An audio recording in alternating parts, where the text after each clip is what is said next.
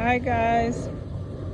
So since I'm going to be taking a little break off this platform, off of social media and the screen, I wanted to do a moon cycle reflection. This is going to be for the upcoming new moon in Cancer, which is happening next week, July 14th.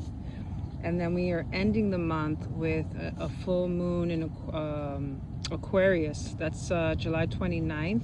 And I just want to point this out. I pulled these cards last night and we got the Fool card, which is when we started this year, I remember thinking of an overarching archetype that would kind of represent 2026, and the Fool is definitely up there. It's like number one. I think I also mentioned the Magician, and I forgot what else. I have to look at those videos again. And then so we got the Fool card. So I almost feel like since we're halfway through the year, it's like kind of this closing a circle, at least for this cycle, this first year of a first 6 months of 2026. And so we're brought back to this Fool archetype that we definitely should revisit. And then I pulled the Lovers. I mean, this spread is just breathtaking. The Lovers card, which is just a beautiful, beautiful card. I love this. Is one of my favorite cards. And then you have the Vision card, which we've gotten. We haven't gotten the Lovers, I don't think. I gotta look back and see. I might include like a little review, right? I think since we're at this threshold, we should review the last 6 months and revisit some of the repeating themes and what we've been working through, and then kind of do a little brief, maybe a projection into the last part of 2026. But this is pointing to that. You know what I'm saying? I mean, we can even just expand on the new vision for the other half of 2026, I think, because look at this fascinating thing. You have the Lovers card bridging these two. Both these figures are looking the opposite way, and they both have similar postures. Look at that. They're kind of like looking up into the sky with their arms up into the sky. Meditating on the cards, and I must say, as I had left off in the first clip, the Lovers is definitely a bridge between the Fool and this new Vision card. They're both looking the opposite direction up into the sky, and then you have these two figures here in the Lovers card looking at each other. No, it's just pretty amazing. And then I forgot to mention, so anyway, the craziest should happen to this reoccurring pattern that would happen, and I would find these random playing cards on the street. It was almost like the universe was like, like pulling cards for me. It was insane. They were like falling from the sky. It hadn't happened in a long time. And then I found this one on 59th Street. But the crazy thing is that look at how specific this is. This says, I don't know if you can see it here. It says Celibacy. This is Queen of Spades, which would translate into the Queen of Swords. So Swords is all about like our mental energy, how we think, how we perceive things, making decisions. New moon in Cancer is happening July 14th, and then this is July 29th, and then you have boom. You know what I'm thinking? I'm thinking that this is representing that cradle basket configuration that I was talking about. I'm not going to get into it too deeply in this video, but you can look it up online. There's so much information. Really knowledgeable astrologers that know more than I do that can, point you in the right direction. But it's like the outer planets, like Pluto, Uranus, I think Neptune. What's the other one? But anyway, they're all gonna be creating almost like kind of this card with this configuration. I'm gonna finish this video indoors later, but I wanted to be outside. Give you some of this summer, New York City summer steam that's traveling through the screen. It's hot today. The Lovers is going to be bridging these two, and this is, I think, representing this cradle configuration that's happening right between the two moons. It's happening between July 15th up until I think the 21st, the 22nd, 3rd, something like that. So I think that's incredible. The fact that this card had the word celibacy, that shit is so random, and but it's not, And I was thinking of celibacy not in its normal definition. I think, again, like Aquarius, I'm looking at it from a more expanded perspective, because if you think about what the word means, it's about abstaining from something, but it's out of our, free will, like we're choosing it. It's a conscious, intentional choice.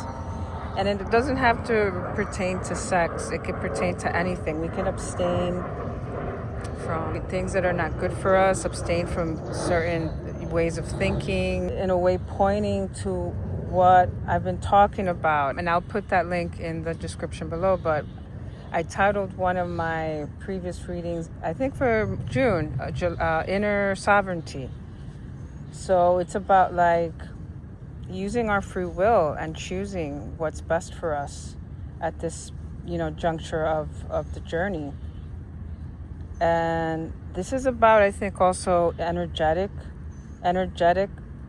celibacy. Like, I know that sounds weird, but like abstaining or choosing where we put our attention to, right? Energetic abstaining, deciding what we're going to focus on, being very intentional about that, how we use our energy, our output, our input, what we're taking in, what we're consuming. Some questions for us to focus on. What is it that we value? What deserves our attention? What deserves our focus and like life force? We're getting clear on that. And what does not? What instead is draining our energy and even feeding off our energy? The internet, or more so like social media, as a form of like this draining kind of parasitic energy. Sorry to say, I know, and I'm posting this on YouTube, which I've been thinking about. I don't know. So it's like how are we using our energy? Where are we putting our energy? What's draining and feeding off our energy? I think for the month of July, you should definitely focus on that and reflect on that for yourself. And maybe then it's a matter of like abstaining from those things and really shifting, making a conscious choice to shift that for yourself. It could also mean like unbinding. You know what it makes me think of? The Devil card. And we got the Devil card recently, not too long ago. And the Devil card is all about our addictions, our things we're attached to, heavily. So it's like unbinding the roles too that we're very attached to, the roles that we play, all the different roles in our lives, and not maybe taking ourselves so seriously, loosening also any contracts, so that we can stand in a clear, truer identity. So this makes me think of like cord cutting. So like cutting all these old contracts, energetic, karmic contracts that no longer serve you. And maybe that's actually doing something to, a ritual or some sort of practice that can help you clear your energy, I would say. It is so fucking noisy here, but look at this spot. This is one of my favorite spots.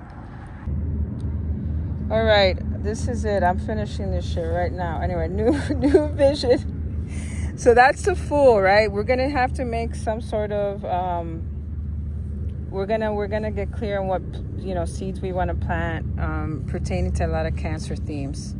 So security, safety, home, family, intimate relationships, intuition. Now the new moon, as I was saying, is so Aquarius, so full moon in Aquarius. This is our innovators, they're future forward thinkers, they're ahead of their time. This is so Aquarius, you see it? Forward thinking, forward looking ahead. So it's an expansive perception. It's like connected to a bigger collective view, a more expansive perception, and something that deals with the collective, like with humanity. I think like it's a bigger thing. It's not only just about us. And so another question I was thinking about was, how can you meet this collective current, right, that we're riding? Because it's definitely the end of an era. We're starting a new one, and there's like this, I don't know, there's energy in the air. I can feel it. And so it's like, how can you meet this collective current and this change and shift that's happening, that's trying to really propel us forward without losing ourselves, right? To staying grounded. Because if you look at this card too, they have like wings, and they're looking up and looking forward up into the sky, but they're very rooted. Look at their feet.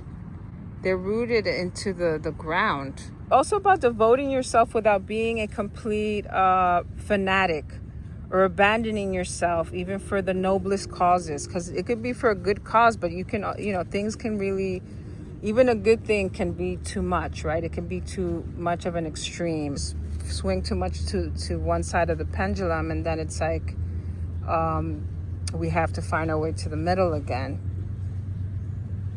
Yeah, I think it's that. It's also about keeping like this, trying to stay centered, trying to stay on the middle path. So this could also be, it could be about personal relationships, the lovers. It could be, as I was saying. But again, I think it's a bigger, grander, this is a bigger, grander thing here. It's about us individually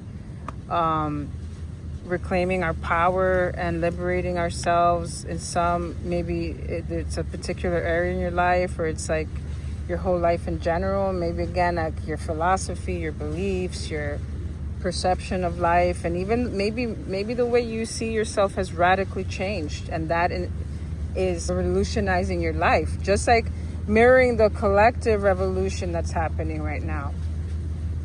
It starts first internally within yourself, that revolution, right? In your own mind, in your own heart, in your own spirit, your soul. And then, so I think that's what the Lover's card is really. And it's like a representation of this collective, like spiritual awakening that's happening. This is about humanity, man. The environment is fucked right now. This heat is not normal. And we got to get our shit together, really. Because if not, it's like, it's not sustainable. And it's not only going to affect you or me, it's going to affect everyone. So that's what I'm talking about. So it's more about like this radical, honest choice that we're going to make, or even like drawing the line in the sand. It's this wholehearted commitment, but again, without like doing it frantically or like a fanatic, doing it with love and care. And we're ready. And with power. We're ready to command it by believing in this new vision. We're crossing a threshold, people. Personally, but yes, collectively. And I'll get deep into this in the next segment of the video. All right, laters. This is the second segment of this new and full moon cycle for July. I'm joining everything together because I'm going to be taking a break from YouTube, from being online so much. It's a transitional time, I feel, for a lot of us. Hopefully we're enjoying the summer, because one of the things I don't know if I mentioned in the first part was that the Fool also represents like playfulness and like feeling relaxed, or taking time to relax, to rest. And I'm going to share something. I wrote a whole thing up. I also wanted to pull out some clarifier cards, and as I talk, I'm working with them, putting my energy into them.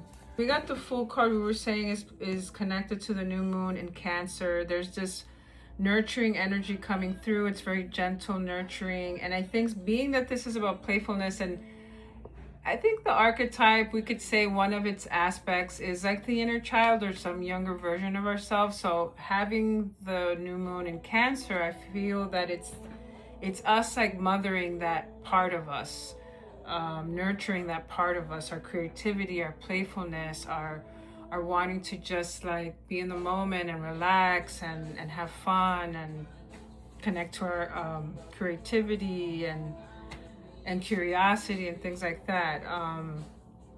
And then we were saying that the Lover card is not necessarily about any romantic relationship, which it could be, or sexual relationship or anything like that. I think it's more about us connecting to our hearts, following our hearts, and maybe to start trusting it. Maybe at some point in our lives we stop trusting and listening to it. Also about joy. Right? The heart is about generating love, self-love, joy, appreciating the beauty in life, connecting to gratitude, seeing ourselves honestly. Because this could just be us looking at ourselves. I know, like looking in a mirror, right? This is a reflection. you know, and now we're finally seeing our true reflection, our real reflection, and not something that was projected on us by, you know, loved ones, our partner, society, our teachers, educational systems, any kind of systems, institutions, work, career, whatever field you're in, whatever community or groups you're part of, all that stuff. And sometimes, you know, expectations are projected on other people's stuff. As an empath, we tend to absorb other people's emotions, other people's energetic field. And I want to actually share something that I feel goes with this Lover card, thinking about the heart. This is interesting information. The heart is the primary generator of our energy field. So we all have an energy electric magnetic field. We all have this signatures, this energetic signature that is generated from the heart. And this is researched. Like, this is definitely, like, you could look it up, and it's researched information where they've documented that the heart, the energy field that it projects out, is 60 times more powerful than the brain. So you have to think about that, you know, our energy is already entering the room even before we do, if that makes any sense. And so we impact other people's energy fields. We impact the spaces that we're in. We impact our environment. We impact each other. And the fact that the heart is the primary generator is pretty amazing. And so all this time that I've been talking about, like, trying to let go of control, like the control of the mind, the egoic mind, the linear mind, the rational mind, this is what I've been kind of talking about dropping down into the heart. Because the heart is actually, scientifically, is the primary generator of our energy field, electromagnetic signature. It matters because then that frequency is what is like, it's almost like broadcast out. It's like almost like this radio wave radiating out. And so when that's gonna also pull things in, you're gonna align to what your vibrationally are matched to. Your frequency. And so with this Lover's card, I think it's about that. It's about working with your heart center, working with becoming more coherent, aligning from within, aligning all the different layers and aspects of yourself, all the different parts. I feel like we all have different parts that create this one self, you know, this whole self that we are. We're these complex beings, and although I'm this adult, I'm this 50-year-old woman, and I've grown up and all that, there's these aspects that are activated in different situations, different things I'm working through or working on. Certain relationships, certain people might activate certain parts of us. So just consider that. I don't know. I know that I've experienced it. Like, being triggered is definitely like this other part of you from the past, from your childhood. That's, you know, it's connected to a wound that you're still maybe working through. And then when someone talks to you in a certain tone, certain dynamics, certain environments can trigger this old wound, this old, you know, self, this younger self. And which is, you know, a good thing, because then if you become aware of it, you can work through it. And then lastly, we have the new vision that we were saying was connected to the full moon in Aquarius. Very forward thinking, future forward, all that stuff, innovation, revolution. Maybe it's a revolution of the heart and the soul, you know, that's coming. I feel like it's time.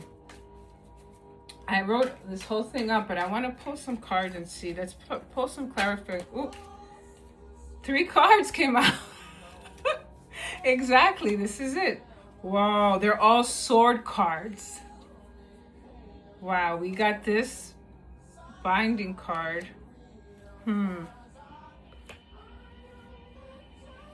Which is like, if you think of look at the posture here compared to this. Right, they have their chest out and open, their hearts look open, their arms are open, their body, their energy field is open. And here, binded. What were we talking about? Being careful of attachments, addictions, obsessions, fanatics, escapism, but also fanaticism, being a fanatic, you know? I don't know if I'm saying that correctly. And we had gotten this wild card, Queen of Spades, which is Queen of Swords. So these sword cards is like us, we're working with our mind. We're working with our mind to make room for our hearts, I think. And so then we have the King of Swords. Whoa, we got the Queen and the King. Those are counterparts, which I think go with the Lover card, probably. This is like the forewarning, I think, and we're supposed to connect more with these energies versus this. We have to free ourselves. So that's that. And then we got the Seven of Swords again. We've gotten this card before. I'm going to post something else because this is betrayal. This is deception. This is manipulation. Trying to be sneaky. Look, he's trying to steal those swords that are not his. And it's like, why would you need all those swords? All you need is one sword. Why do you need to steal all those swords? So it's like, and then this is like confinement, obsession, addiction. Something's binding you. Something's keeping you stuck, imprisoned. So I'm going to pull another card for those because, I don't know. Let's see what we get. This is a blank card. Psych! Let's see. Oh my god, this is not the best. This is Five of Pentacles. This is also like, this is like scarcity mentality, victimhood mentality, feeling like a victim. But the interesting thing is that, so they're out here, it's cold, they look like they don't have much, like they're struggling materially, financially. And then you see the window of the church. This is an indication like, hey, if you just look up, you'll see that there's warmth and shelter. Maybe there's food there in the church. Maybe they'll provide food and provide resources and things for them to stay warm, somewhere to sleep, somewhere to eat, somewhere safe. Because if you think of a church or a temple, you know, spiritual spaces, there's safety, there's security, hopefully, and community. But they're not able to see it. They're too stuck within their mindset of like, oh, you know, there's no way out of this.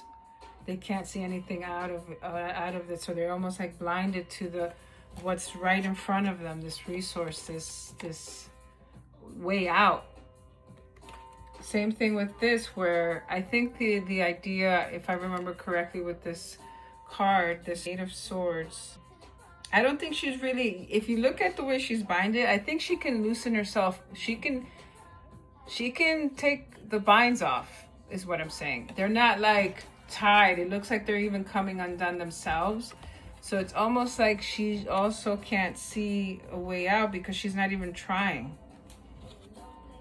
Maybe because she's used to being in that kind of position, feeling stuck. And then there's this deception card, and I'm still very confused. I'm going to pull one last card. And then I'll put all of this together. I'll go back to do my little run through of the first three major cards. And then we'll go over this little bit of clarification. Holy shit. You won't believe this.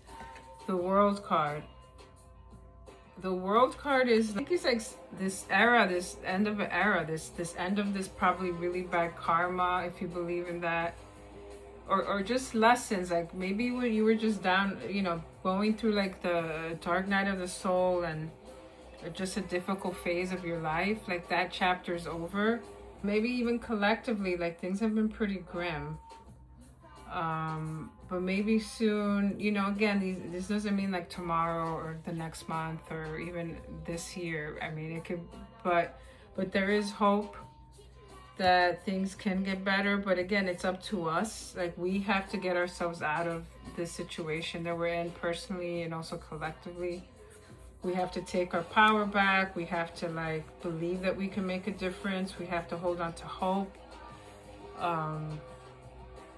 We have to start being more honest with ourselves and each other and have integrity, and like, because this is about deception, and like, and maybe this is about consumerism and capitalism and all the isms.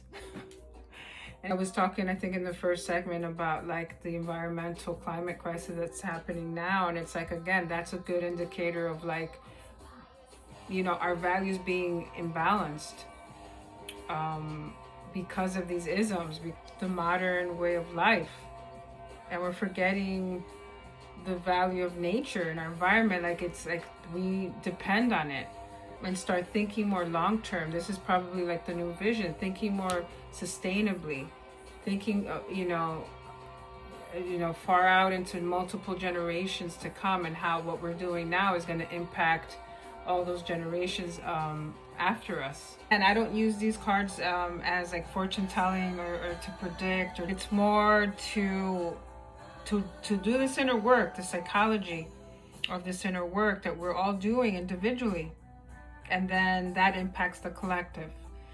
As I was saying, where we have these energetic fields, so you have to consider that when we're all in a certain frequency, that's going to impact on a global scale, on a cultural scale, you know, societal scale.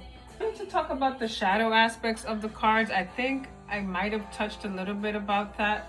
The shadow aspects of the Fool would be like acting too impulsively, like rashly. Don't want to, yes, we want to daydream and connect to our imagination, but then we don't want to go to the other extreme of like escapism, which could be the shadow aspect, you know, so escaping responsibilities, you know, or maybe even like spiritual bypassing. We're co-creating. I think I touched upon that in the last recording, where we're co-creating with all these other elements, you know, within us and without us, around us. So we want to take responsibility, or not also projecting that responsibility onto others and being super, you know, dependent on other systems and institutions and people. And like, yes, we want to collaborate and we want to help each other and support each other and hold space for each other. But then it's like when there's too much of a dependence, then something's always, you know, problems and issues come from that. Emotional regression, over identifying with the inner child, again, maybe like immaturity, because we got the maturity card in the last reading. So maybe it's about like acting immature, like being very reactive, holding grudges, being selfish, maybe self-centered, only thinking about, you know, yourself, instant gratification, which kind of connects with that whole impulsivity, which is the opposite of celibacy. Maybe why that's where the celibacy energy came in. It's like abstaining from going to the dark alley. Acknowledge it, right? Because then if you repress it, it just takes havoc of your life, really.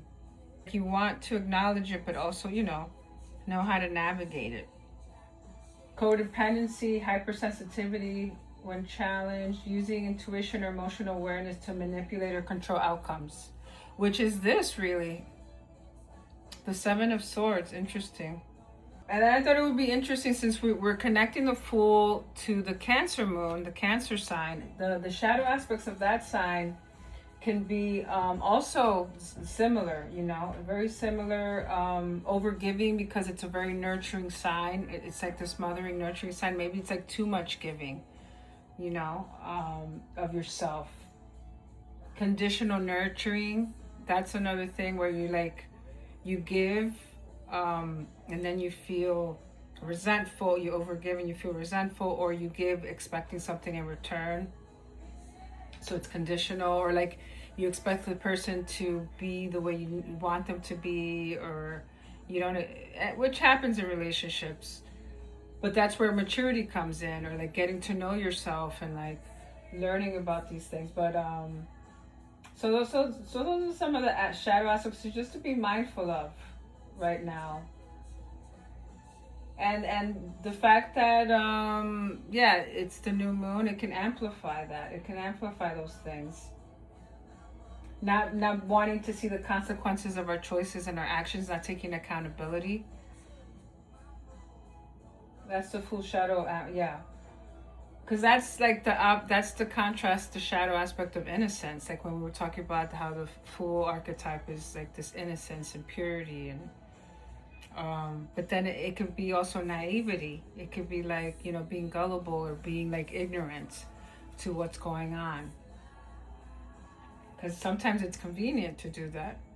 I've done it. So at the time, because that was the, you know, that was the capacity I had at the moment. So, but we could all move past that if we're able to confront it, if we're able to sit with it, if we're able to work through it. All right. So how do you remedy the shadow egg? How do you work with that so that you don't fall into that extreme, right? And connect more to the gifts of this new moon in Cancer and this like Fool archetype that's like coming through. And I think it's about like offering that inner child of yours, this more deeply protective, nurturing, creating this like this safety for them, for this inner child, this younger part of you. So being, you know, coming to it, if it starts being activated, like some of its fears, or the pain that is connected to whatever particular wound you're working through from your own childhood and your own upbringing. It's like trying to come at it with some compassion and this protective energy and nurturing energy. So it's an invitation to become the safe haven of your inner child. So it's a unification or a reunion of this inner child with the inner caregiver, being a caregiver to yourself. So yeah, it's definitely this high expression of softness, like a rebirth of that softness, allowing yourself to play, to be imaginative, to move without needing any certainty, because that's the Fool card too. And children are like, they're very curious and they'll just like follow that curiosity. They don't really question it. So it's like allowing yourself to not have to know what the outcome is or the end result is. Yes, you can plan and you can have certain goals, but it's like not being so attached to it, right? We were talking about that, the binding of like being attached to a certain expectation, a certain outcome. And even if you think about creativity, the way that we practice it in expressive arts therapy, it's not about the outcome, the product. It's about the process. It's about the process, and it's about staying open to whatever's coming through. That's what this inner child, and even the new vision, right, for this month, and this is timeless. It can really help you in the months to come as well. August, September, maybe October. And there was this quote, I don't know if you know Nicole LePera. I like her stuff. I like some of her stuff. But there's this quote: sometimes slowing down, feeling tired, or not having clarity is not failure. It is recalibration. So if you're right now, like, I think that's what the new moon in Cancer is kind of also guiding you. Like, you don't have to know. Like, even though the road ahead isn't clear and you have this urge to move forward, it's like maybe it's your body. It's just it's this particular moment in time. It's not the right time. I think that when it's the right time, it will reveal itself to you. You will find the clarity. You'll be aligned to the things that you need in order to move forward. So it's like trusting divine timing, trusting in the timing of things. The body and the psyche are creating the conditions for something more aligned. Trusting your own timing is the work right now. So I think I'm going to leave it at that for the new moon. We went through the shadow aspects. We can move on to the Lovers. It's bridging the two moons. And then within that bridge, that time frame, we have this cradle configuration going on with the outer planets. And I thought, wow, that's interesting. It actually fits perfectly with these cards. Even with the chronologically, with the astrological timelines. And so I think it's worth talking about the shadow aspects of the Lovers, because that is important. It's always good to be mindful of both, right? So that you can, like, while you're working through these transits and you're practicing self-awareness and you're being mindful and you're being in the present, you can see if you're veering too much to one side of the pendulum. But so the shadow aspects of the lover is people pleasing to avoid conflict, so fawning, appeasing, but abandoning your own truth to maintain harmony. Indecision, paralysis between choices. So analysis paralysis, you know that? It's like when you're overthinking too much and you're second guessing yourself, and then the more you stay in that mindset, it's like you're paralyzed, you're stuck, which goes with this. Look at that. Splitting yourself to fit relational expectations. That can be this one. I mean, this is like, could be self-deception. Splitting yourself to fit relational expectations, people pleasing for conflict. The high expressions, as I said, is like love, right? Unconditional love, self-love that overflows, that rather than seeking validation. Relationships as mirrors, not sources of completion. Or even competition or comparison. Yeah. Honest, heart-centered communication, the ability to hold both individuality and connection. Yes, I see that with these cards as well. So there can be a temptation to keep the peace at the cost of self-abandonment. The real work here is integration. This is what integration is. Remember, I was saying that somehow this was connecting these two different archetypes. They're almost like bookmarks, right? This is like a younger version of ourselves. This is like our future self. Because as I was saying, the full moon in Aquarius is all about the future, innovation, being ahead of its time, marching to the beat of their own drum. And I had entitled the last reading, taking the road less traveled. So it's definitely not about conformity. It's not about like fitting in. Yes, connecting, creating community, collaborating, but with the people who are aligned, you know. Because if you even see this, there's alignment here. You see the geometry, you see the shapes, the circle, the triangle. There's some sort of configuration happening here, some sort of realignment. And even here with this sacred geometry, it looks like the flower of life, but I don't think it is. That's interesting. I didn't notice that before. Yeah, that could be also the configuration that's kind of showing itself. So just be wary of those. And so what this the lovers is activating, see others as reflections of your inner landscape, stay rooted in your truth while remaining open. That takes a lot of practice. I know for me it hasn't been easy because I have a sensory processing sensitivity, and it's like I get overstimulated and also just take on whatever is in my environment and within my relationships.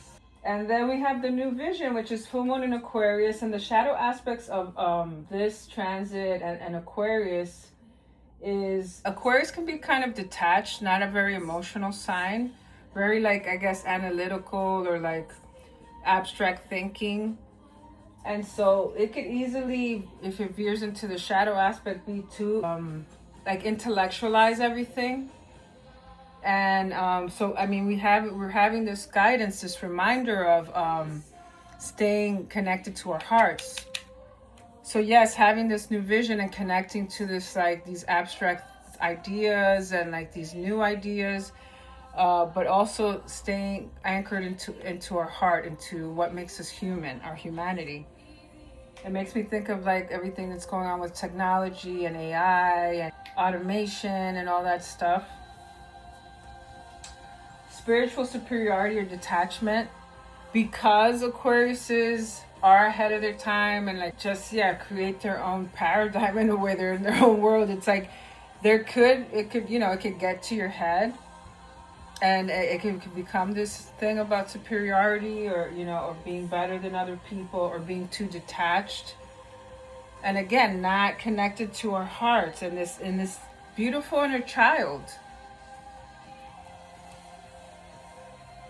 Disassociation disguised as higher perspective, floating above your feelings. Yeah, that could be true.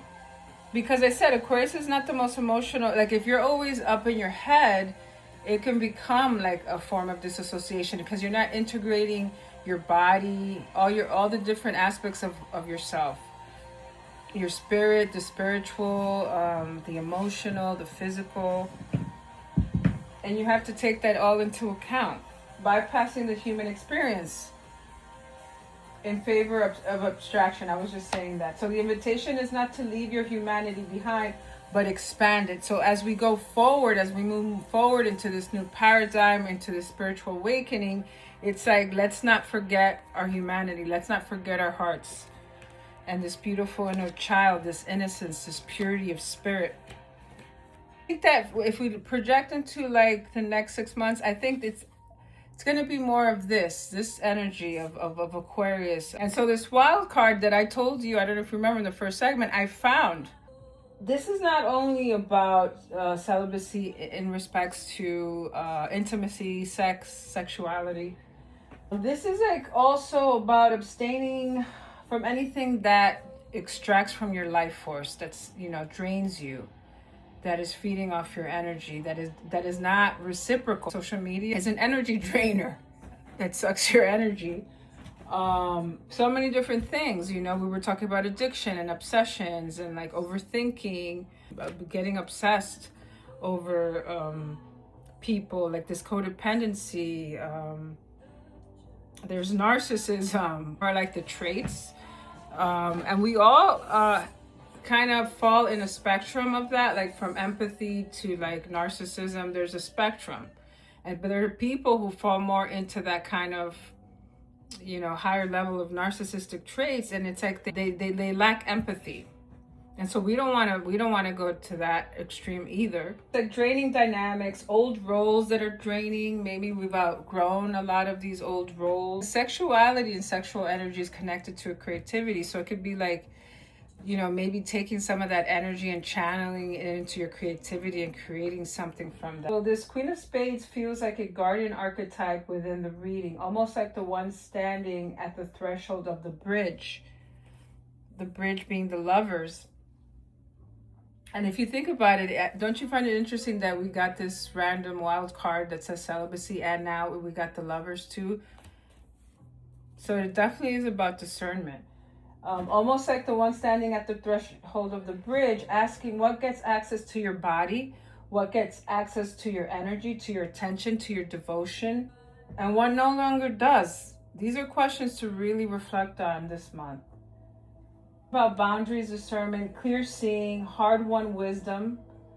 Because the Queen of Swords, she don't fuck around. She has her sword and she's cutting all this illusion. You know, she's cutting herself free. She's like, fuck all these swords. I just need the one sword. She drops all these swords.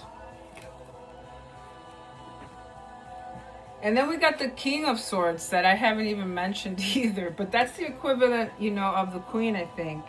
I feel like this is like the exclamation point on the end of... Well, we got the World card. The World card is saying like all this other stuff is done. All this is done. Scarcity mentality, feeling, you know, poverty mentality, feeling stuck, being driven, controlled by our addictions, our obsessions, our attachments, letting go of lying to ourselves, self-deception, and that in turn allows us to be honest with others and have honest and open conversations and keep things real and align to the right people, places, things.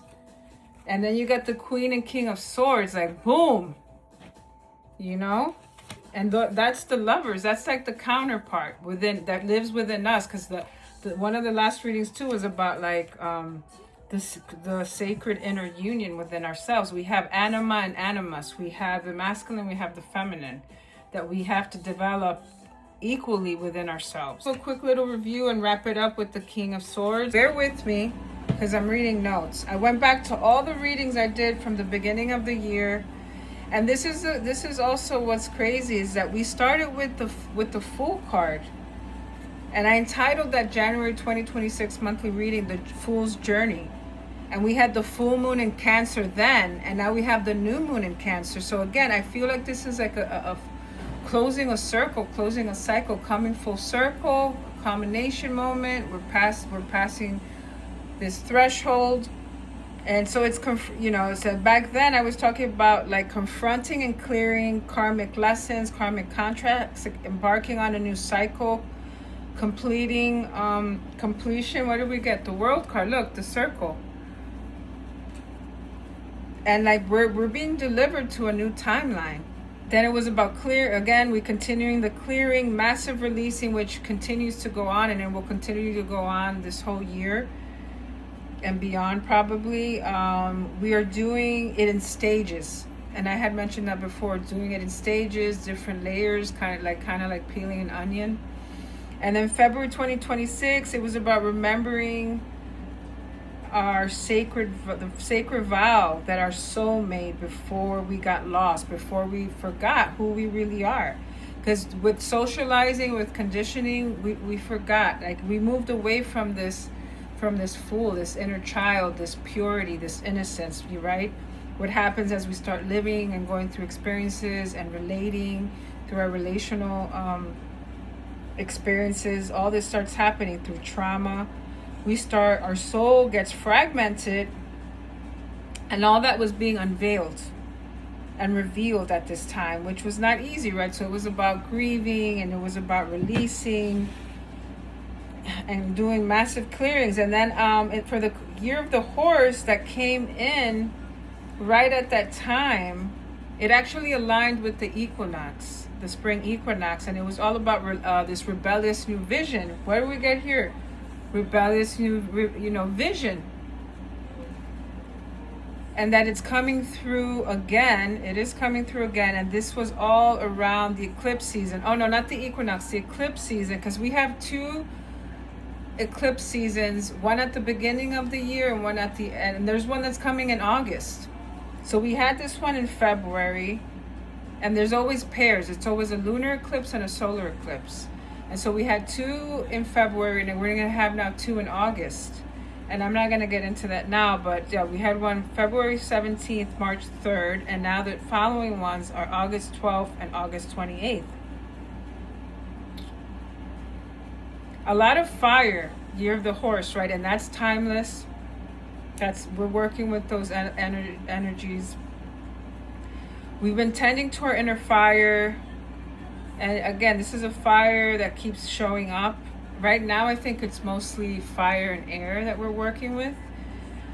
We got all these swords cards too, which again is so aligned. But because air is connected with communication, with thoughts, ideas, innovation, which is also connected to Aquarius, Gemini. I know there's some planets in Gemini right now, I think.